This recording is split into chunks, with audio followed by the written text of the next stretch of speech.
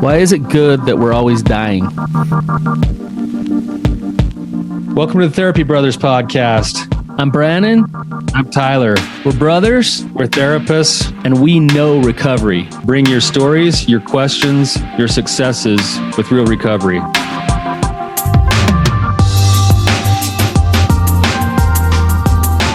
Hey, Tyler, you ready to have some hard conversations?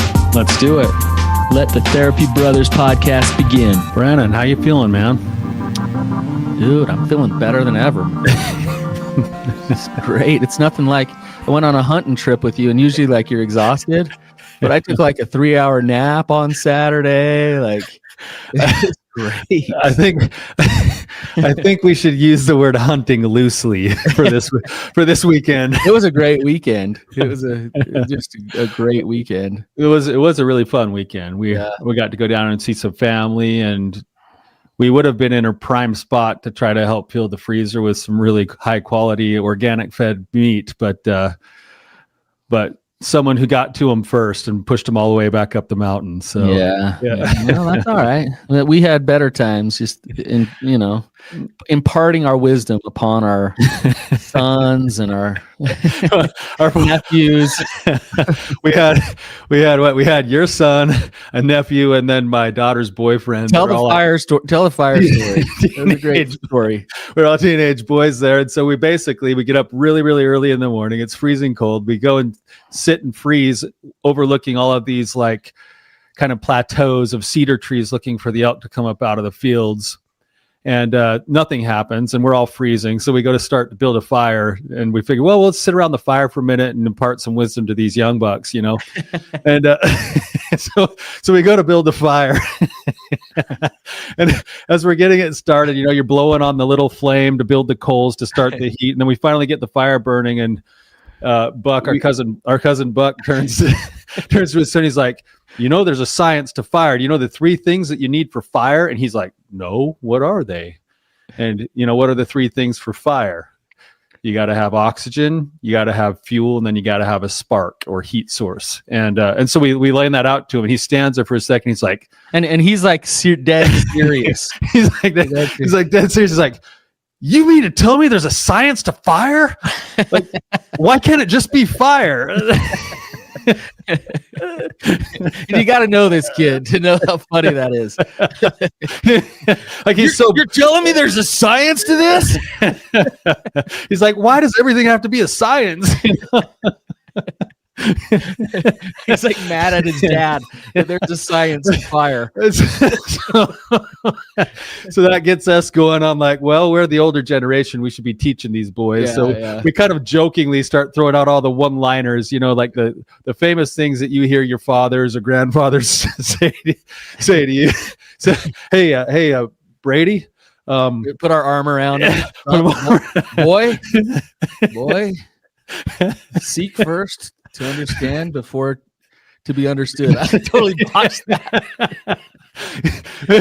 Yeah, so he'd sit there and he kind of like halfway ponder it before like the next guy would put his arm around him and be like, hey, you want a happy life?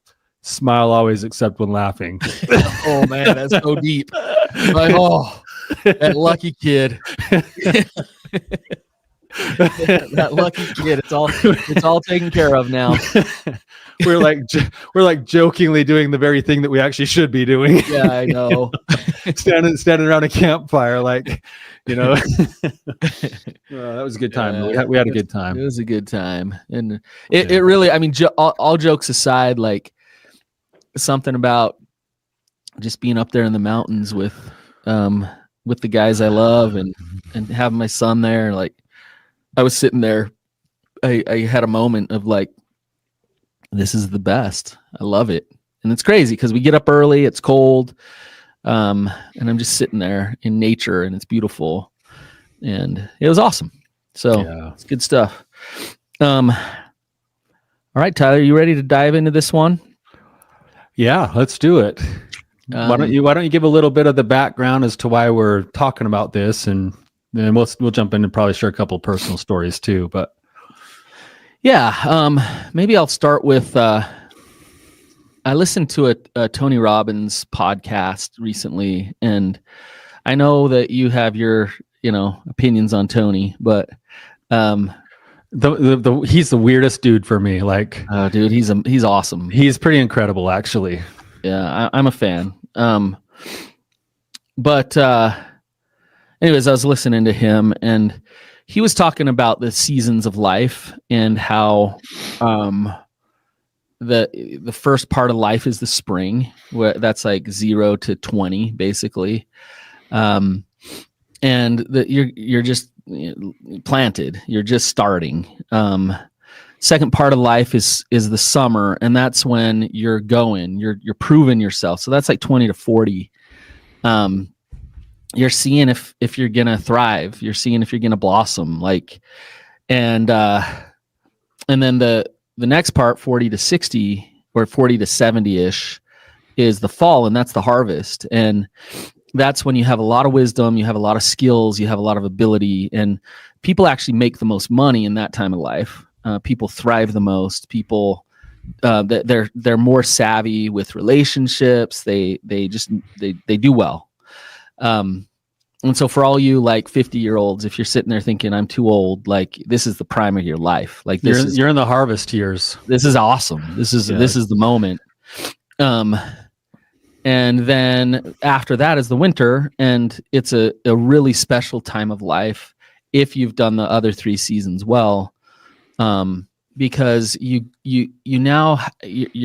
have wisdom and you see through a different lens. You're not worried what people think about you. There's no need to prove yourself, and you're just at peace. And hopefully by then you're fairly stable with your finances and your relationships, and things are going well. And so it's a great time of life. And that's also a place where you then get a lot of being able to you almost become the sage of the family, where you get to turn back around and actually impart the wisdom that we were making fun of earlier. Yeah. We jumped the gun. Yeah. But that's a special time of life. But all these seasons are important. And the reason I bring this up is because as he was talking about this, I was thinking about my own life and looking at it, and like, it's absolutely true. The things that I've been through, the progressions that I've seen, the ups and the downs. And the truth is it doesn't really stop. It's just, when it happens now, it's a bit different than when it happened before. And so when I say what I'm talking about is when life comes in and throws some wrenches at you, when things shift, when things change. And I think you're fooling yourself if you believe that that's not going to happen to you in your life. It's happened to me recently quite a bit. I have several friends, anywhere from doctors to business owners, to where things have shifted, and all of a sudden they're looking at having to start a brand new business, having to shift where they're living because of their income, having to, like, things are changing in their life. So it's not like they get to 40 years old and it's like easy street. Another thing Tony talks about is how we as humans both need certainty and uncertainty. When you think about that, like that's a contradiction. We need both. So if we need both, then that interplay between certainty and uncertainty is where we live. What is that like? How does that look for us? What does that mean in our lives? If we're always navigating that interplay, and like you think about it, that people are probably thinking like, why do I need uncertainty? Well, if you're bored, how's that feel? Boredom is one of the top factors for relapse to addiction. Yeah, it's top reason why people numb their life out is because they're bored. If you're not giving any thing back to the world, and you're not progressing because it's so comfortable and you're on easy street, that's a recipe for depression. So certainty is not awesome, but it is awesome at the same time. It feels safe. It feels safe. It feels good for a minute. But uncertainty is not awesome, and it's awesome at the same time. So we're always we're always in that interplay between those two, which means our lives are constantly changing and shifting. And for me recently, with some shifts in my life, it kind of throws you out into the world, and it's like, hey, how are you going to now figure this one out? How are you going to figure that one out? And there's a couple of ways that you can look at it. Like, how can you look at it, Tyler?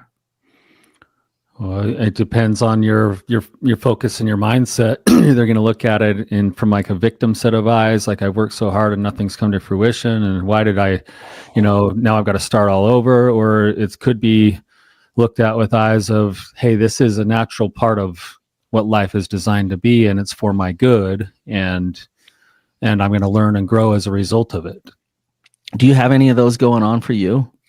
A lot. I was thinking, and maybe I'll get into a couple of those personal ones in just a second, but I just want to add to what you're saying first, Brannon, to kind of, in my own mind, as you're talking, you talked about the 20-year things of the life cycle that Tony Robbins spelled out. Seasons of life. And I'm thinking it's almost like you could drill down into that. And inside of even those seasons, there have been multiple life cycles in my own life of growing, thriving, harvesting, dying, and then having to look at something new to grow. So it's almost like it's been multiple life cycles inside of each season that now have us living right here in this current life cycle in this season, right? Yeah. That's interesting. So it's like you could almost take what the broader thing is that you described, and then just kind of say, actually, I like those years from 20 to 40.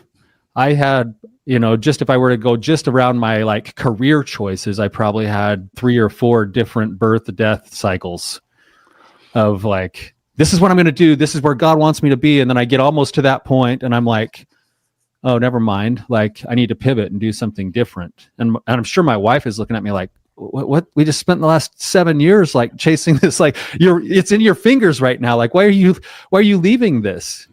And because of whatever the reasons were, circumstances of life or premonitions or inspiration from God, whatever you want to call it, there was a pivot that led to stepping into a barren wasteland again and starting to develop something new again. Yeah. And that birth and growth and then death has probably happened several times just in the last 20 years, just around, like, even right now, Brannon, we're currently in a different part of a life cycle with what we do with this podcast. Who knows how long that's going to go on? Who knows how much it's going to pivot, shift, change? Right now, we're just in it, and everything's in constant motion. And I think that balance between certainty and uncertainty is for our good, for the very reasons you just outlined. I was talking to my daughter, my 17-year-old, last night, and it's thinking back on she was our first, and my wife got pretty bad postpartum after having her, and we were living in Hawaii, so we were pretty much alone out there, and I had no clue. I was just like, oh, yay, a baby, like, yeah, this is the best. And then the postpartum came, we were all alone. And it threw our life into some chaos. Like, it was really hard for a while, and I just think back on that time. And then I was talking to her last night, and she's just grown up to just be just the best. I just love her so much, and all my kids.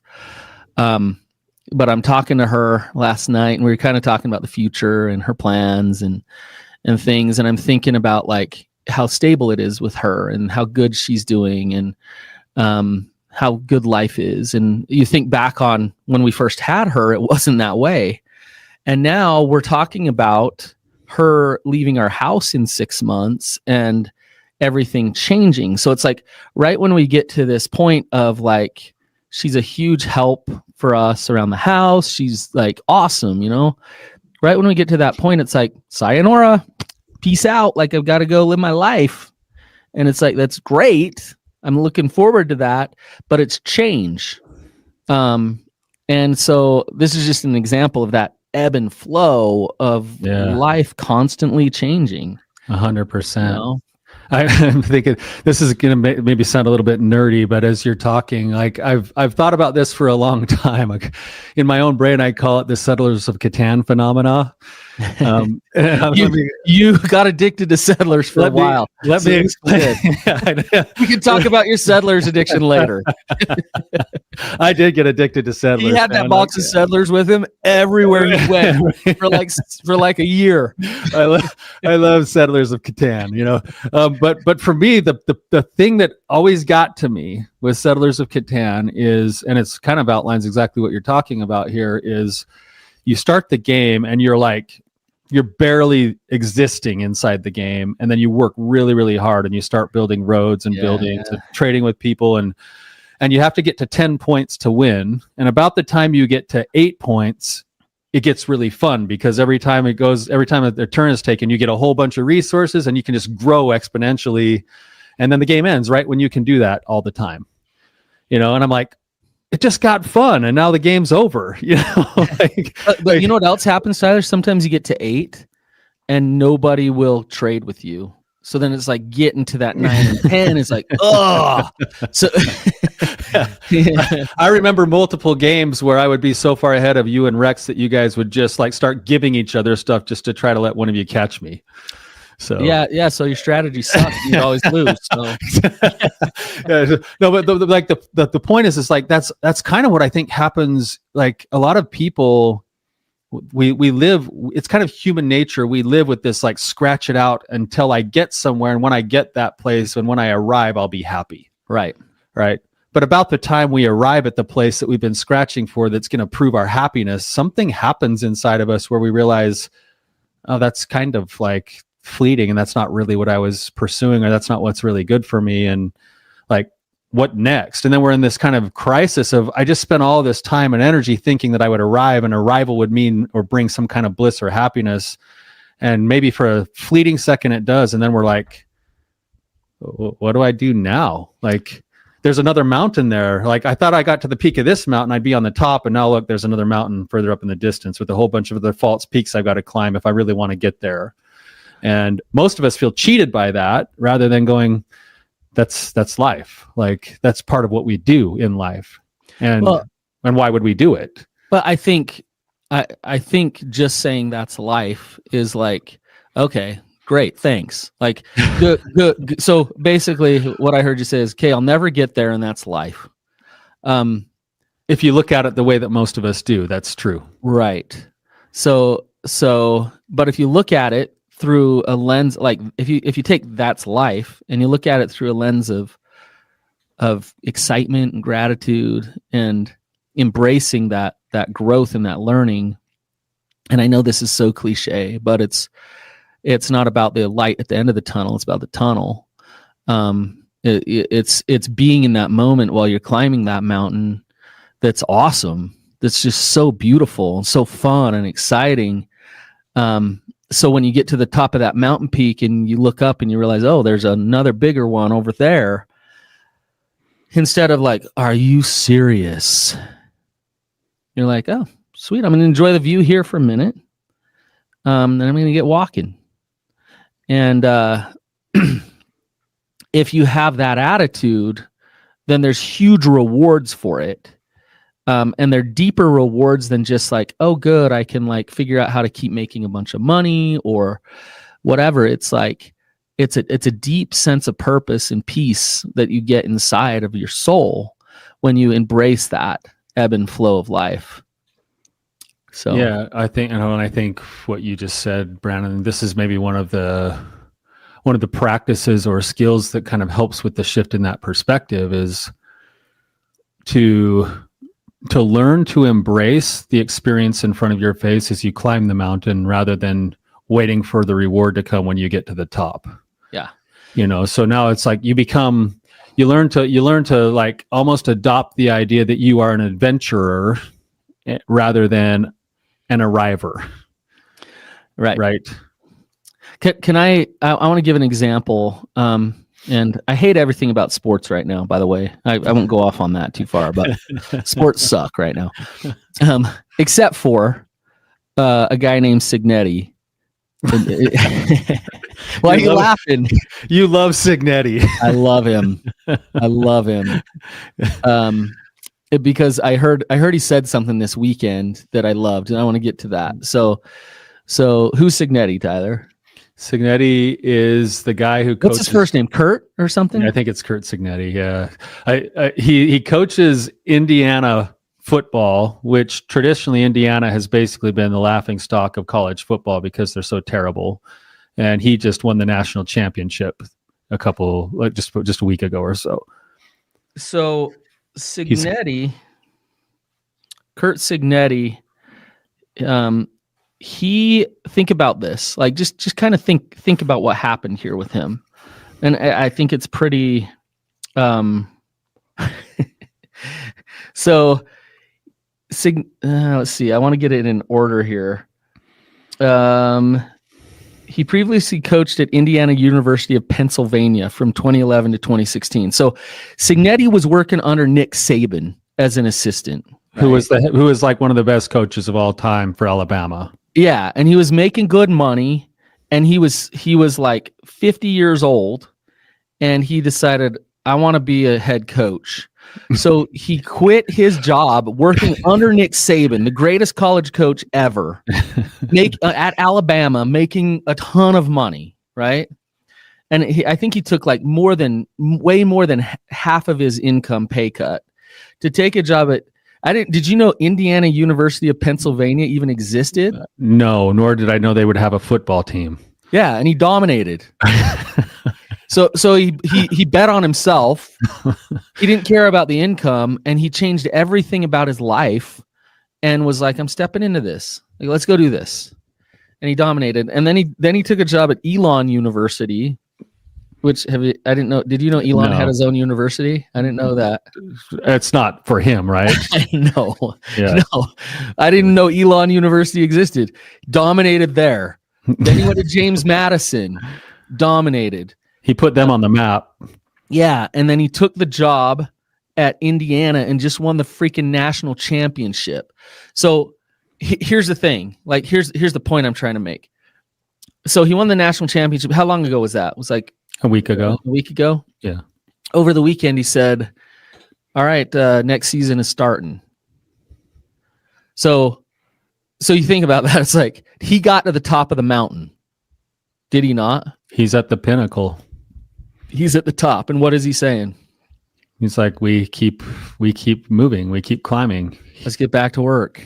Yeah. Like, he enjoyed it. He spent a week. Like, he could have probably spent a little longer. He did say he was going to go have a beer. And from what I understand, somebody offered him lifetime free beer now because he earned that, man. Yeah.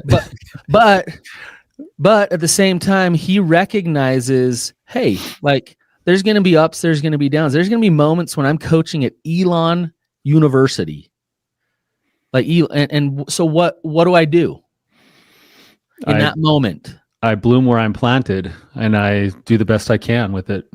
Think of his wife, like, dude, Kurt, like, you were at Alabama 5 years ago, and we're at Elon. What are you doing? Right? And he's like, no, like he intentionally took 2 steps back to become the head coach of these teams, to do what he was called to do, and then he bloomed where he was planted, and he did what he was built to do. And then he got hired at Indiana, and he said, I'm going to win the national championship at Indiana. And mind you, for those of you that don't know, Indiana was a laughing stock of a program when he took the job. They were one of the worst college football programs in the country, and he went and won the national championship. And I think why I'm bringing him up is this principle that we're talking about today in this episode. He depicts perfectly, and we're all in the process of it in our life. If you just went bankrupt, failing at a business that you tried to start, and you're listening to this episode, that's a perfect spot for you to be. Like, that's great. If you're killing it in life and just doing so well, and that's a perfect spot to be. That's awesome. But the point is that you're in the process. that you're in the arena. That's what matters, right? That you accept that you're in a season and just be in that season and let it bring you what it's supposed to bring you. Right. Right. That's the goal. That's kind of what you're saying. You know, I'm thinking a lot of people right here are listening to this, and I'm even having it in my own life right now too, Brannon, where, you know, we were given a challenge by our business coach to consider this question. I'm going to pass it along to our audience. It goes right along with what you're saying. What needs to die in your life right now? Because what we do is some of us come to this brink of this season, a change in the seasons, and because we're so needy to stay consistent with things, we actually hold on to something that needs to die to create new space for other things, and it leaves us in a place of increased suffering for a longer period of time because we're clinging to the non-reality of our situation or what's the right thing for our lives. So that could be like, to our listeners, like, what is it right now that you're clinging to that actually needs to die? Is it a habit? Is it the way you use your media? Is it a relationship? Is it a job? Is it a way of thinking? Is it a belief system? Like, what actually would be of service to you to die, even if it would put you in what feels like a deeper hole for the time being? It's like climbing to the top of a mountain. And I hate this, Brannon, when we're at the top of a mountain, you climb, you get to the top and you're like, oh, it feels so good to like have this fresh new perspective. And then you look and there's another dip down a canyon before you have to climb the next mountain that's even higher. And losing that elevation feels really excruciating because you work so hard to get it. And yet it's necessary to go through the valley to then start climbing again in order to get to the next destination, the next place of growth, the next perspective, the next whatever that is. And a lot of us would rather just kind of stay at the top of the first mountain and go, that was too hard. I don't know if I really want to go there right now. So does it ever end? Like, well, I think it's not only does it ever end, it's like, can we shift our perspective to, I hope it never ends. I'm looking forward to the constant growth of ups and downs, deaths and rebirths over and over again in my life, because that's what adds savor to living, and that's what leads to personal growth, which, by the way, this is me speaking from my own values.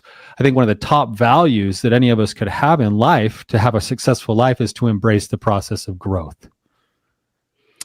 Yeah. We get to grow till we die. So Tyler, what if, and this is like a very real possibility. I want to throw a scenario out to you. Like, what do you stress about? You stress about probably your kids and money, and probably like most people. I stress about my wife and my kids. I stress about my job, my career, finances, and then I stress about whether or not I'm making the impact on the world that I was designed to do. Okay. So, except for that kind of last one, what if AI came in like 5 years, fixed all those problems for you? You didn't have to worry about money. It gave you the perfect tools in your relationship, took care of your health and your kids' health. And things were just on easy street. It was just like, heck yeah. Like, what, do I have to work? I don't have to if I don't want to. Do I have to worry about like health insurance? No, because, you know, health, like medicine is so easy access and it's so good now. Like, so what if all that was just taken care of for you? How would that be? Oh, it'd be awesome. Okay. It'd be awesome. So what would you do? I think that's it, is like inside of us, there's two parts, right, Brannon? Like, there's the part that like goes, oh yes, please. Like, that would be so nice to not have to worry about all those stressors and things, because the stressors in life are hard. They take the emotional energy, your thought processes. It'd be nice to get a rest from those things, right? We all have that part of us inside of us. The problem is that when we arrived there, there's also something else that's built into us that if we stayed stagnant, we're going to see when all of this comes to fruition, Brannon, this is what I believe, like, we're going to see a massive increase in mental health issues like depression and anxiety, because I believe we as human beings are supposed to be engaged in something that is stretching us and helping us to grow. So just to kind of reiterate what you're saying, and this is just a theory according to Tyler, which I actually agree with. When life becomes really, really easy, we're going to have more mental health problems. 100%. Isn't that fascinating? So then it's like, well, then what is the answer? And you said it, and it was the one I left out, right? To be anxiously engaged, and think of that word anxious. Like nobody wants anxiety. Nobody wants, but a little bit of like internal motivation, a little bit of push, a little bit of eustress or whatever we want to call it is a good thing. To be engaged in a purpose, engaged in a something we are built as human beings to do that. We have to have it in order to feel healthy and have healthy mental health. Correct? Yeah, it's funny that we have both parts in us, which is we have one part that's actively working against the very mechanism that helps us to grow and feel good about our progress. We have another part of ourselves that's like, but I don't want to do that because that's really hard, and I'd rather have the peace and the consistency of just this nice, stable, safe place, which we kind of need both. We need a place to fall back on, and like then we need a place to step back in, right? It's like, I used that analogy a while ago, a year or so ago, with like watching the salmon try to jump up the waterfall, and there's something in them that won't allow them to stop until they die. And they try to jump, they fail. They rest in the pool till they have enough energy again, and then they try to jump again, they fail. They might do that 100 times in a day, and most likely don't even ever get to the top of the waterfall or have a bear pick them off right when they're about ready to get to the top. But it's in them to do both. Try, and when you can't try anymore, you rest in the pool. And right. But it's all it's really doing is building things back up to another attempt at whatever that is that's built into us. I think it's built into us as human beings. And again, this is my own, people might disagree with this, but every single client I've ever worked with has something deep inside them that is just like this little, sometimes it's just a spark, but it's a burning force of goodness that wants them to progress. Yep. And they spend their lives trying to put a callus over it or trying to numb it out or trying to deny it because they have to believe that they're horrible or not good enough or whatever else. But they will never be able to kill that spark. And the people who are successful in their journeys are the ones who actually learn to accept that spark is there. And then, like we talked about earlier, they're going to add fuel source and oxygen to that spark and that fire. And then they're going to live a life where they go, you know what? Like there's struggle, there's sacrifice, there's challenges, there's difficulties, and that's okay. Like the good parts in me are going to embrace those things and I'm going to learn from them. Yeah. Yeah. I mean, I think of a guy like, as I'm listening to you say this, Tyler, I'm thinking of a guy like Warren Buffett. You look at him and I think a lot of people sit back and they're like, why does that dude still work? Yeah. Good question. Yeah, like that dude still puts his neck on the line, and he could lose a bunch of money in a day. Does he have to do that? No. So why does he do it? It's a good question. We should ask him. Well, and you could take other people, right? Like take other people who are still grinding, still going, still doing, still. And to me, for Warren Buffett, it's not about the money. It's not about the certainty. It's that he loves investing. He loves stepping into that arena, and that's where he finds his purpose. And so once he got to this mountaintop, so to speak, he didn't even look at it as a mountaintop because he knew day in and day out he was just going to keep going forward. And we in our culture, we teach this mountaintop principle over and over and over again, and we've talked about this in the past. Oh, yay, I graduated high school. Now something happens. Well, what happens? You're thrown into a bunch of new stress. It's a death and a new life, basically. And yay, I graduated college. And oh no, does the perfect job just come along and handed to you like right when you graduate college? Usually not. And even if it is, it's still a new chapter. It's a birth and a new death, a death and a new birth.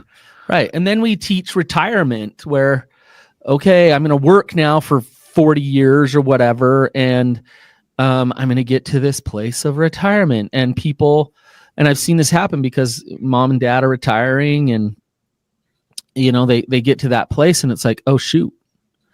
Now what? Well, the way a lot of people live their lives in a way we've been talking about, so that by the time they get to that final plateau, which is retirement, it's already its own form of death.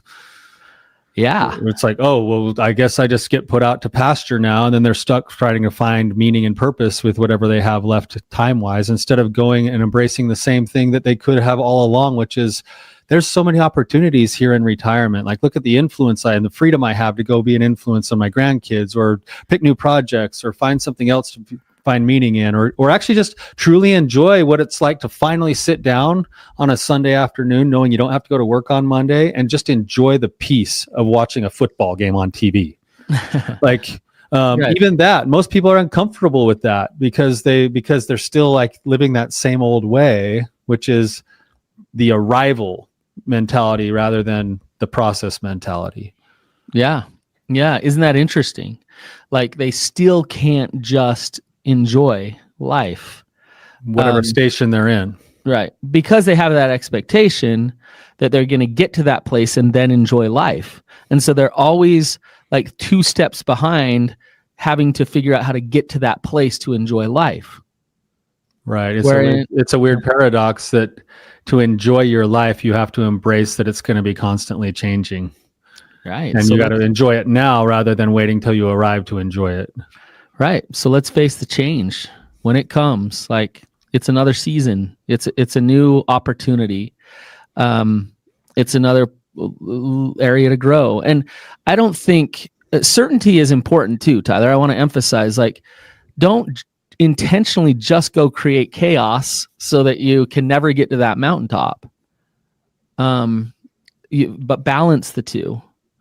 I think that's it, is embracing when you do get to the top of a mountain, embrace the moment that you get of the sweet view and the pinnacle experience, and breathe that in and expect that and actually enjoy that for the moment that it is, while also acknowledging that it's the moment that it is. It's not going to be something that you stay in the rest of your life.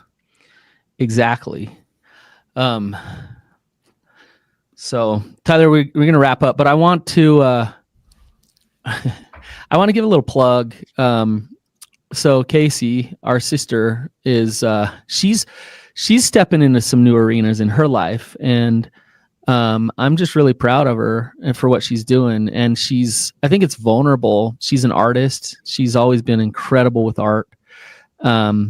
And so she's putting herself out there, and she's created some awesome art.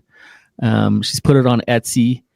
And go check it out. So if you go over to Etsy, it's Casey Creates Shop, and you can find her artwork there. It's Casey, Kacee. I'll put it in the chat here. See if it works. Casey Creates Shop, and she's got it's like a mix between abstract and not abstract art, and with some real meaning in it. And I just want her to succeed, and she's climbing her mountain to get to her next one. So check it out, Casey Creates Shop, and you can find all kinds of pictures of all kinds of cool things there. You can download them and print them, and they're actually very affordable. So I think you can get them for like $8. So yeah, it's cool, and we talk about this all the time, Brannon. You're talking about our sister right now, but it could be any number of the clients that we work with day to day. And this kind of speaks to my own values again, but one of my favorite things in the whole world is to be privy to be a witness or a support to somebody who is fully in the arena of the life that they're in, where they're going for whatever that is. And it's not just going for it like business wise. It's like, it's full engagement. I look at my oldest daughter right now, and she's got a new birth of a life with a brand new baby. And, she thought she was going to go to school and become a orthodontist. And now she's supporting her husband while he's in med school, and she's a new mother, and she's just fully embracing what it means to be a new mother and to experience that life. And she's going to go through that lifetime, and just to see her embrace it, to soak it in, to love it, to call me up on a given day and be like, I just love being with her all day. And she's like, it's even boring sometimes, but I just love it. And I'm like, anyone in the arena of your life, and you're fully going for whatever you're doing, whatever that is, I love that. That's my favorite thing in the world, is seeing somebody just go for it and be in their arena. So it's a cool thing. It's awesome. All right, Tyler, thank you for this discussion. This has been fun. Yeah, man. I know we're both kind of in our own spots in different areas of our lives right now, where there might be some new births and some impending deaths, but it's really good. It's good stuff. It's awesome. So, I put the actual link for Casey. So if you go over to our YouTube, you can just click on the link in the comments and you can get over to her shop. So cool. All right, here's some wisdom for all the people that we learned from our grandfather, Tyler. So for our whole audience sitting around the fire here with us today, thank you. And until next time, keep on keeping on.